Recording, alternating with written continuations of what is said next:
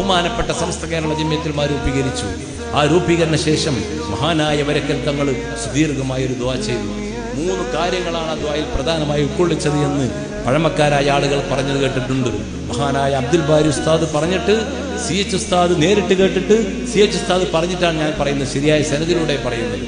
പ്രധാനപ്പെട്ട 3 കാര്യങ്ങൾ. ഒന്ന്, അല്ലാഹുവേ, തീർത്തും അനിവാര്യമായ ഒരു ഘട്ടത്തിൽ ഞങ്ങൾക്ക് ആർക്കും നേതാക്കളാകാൻ വേണ്ടിയല്ല, അനിവാര്യമായ ഘട്ടത്തിൽ ഞങ്ങൾ പണ്ഡിത സഭ രൂപീകരിച്ചിരിക്കുന്നു, നീ കബൂലാക്കണമേ എന്ന ഒന്നാമത്തെ ദുആ. രണ്ടാമത്തെ ദുആ, അല്ലാഹുവേ, ഖിയാമത്ത് നാൾ വരെ ഈ സംഘടനയുടെ തലപ്പത്ത് നിന്നെ പേടിക്കുന്ന സൂക്ഷ്മതയുള്ള ഉലമാക്കളെയും അവരംഗീകരിക്കുന്ന ഉമറാക്കളെയും നീ നിലനിർത്തണമേ എന്ന്. മൂന്നാമത്തെ ദുആ, അല്ലാഹുവേ, ഈ സംവിധാനം സൂക്ഷ്മതയുള്ള ഉലമാക്കളിലൂടെ കൈമാറി അവസാനം ഈ സന്ദേശം ഇമാം മഹ്ദിയെ ഏൽപ്പിക്കാൻ ഞങ്ങളെ പിൻഗാമികൾക്ക് നീ തൗഫീഖ് നൽകണമേ എന്ന് മൂന്നാമതൊരു ദുആ. ഈ 3 ദുആക്കും അവിടെയുള്ള ഉസ്താദന്മാരൊക്കെ ആമീൻ പറഞ്ഞു. അങ്ങനെ ഒരു സംസ്ഥ രൂപീകരിച്ചു.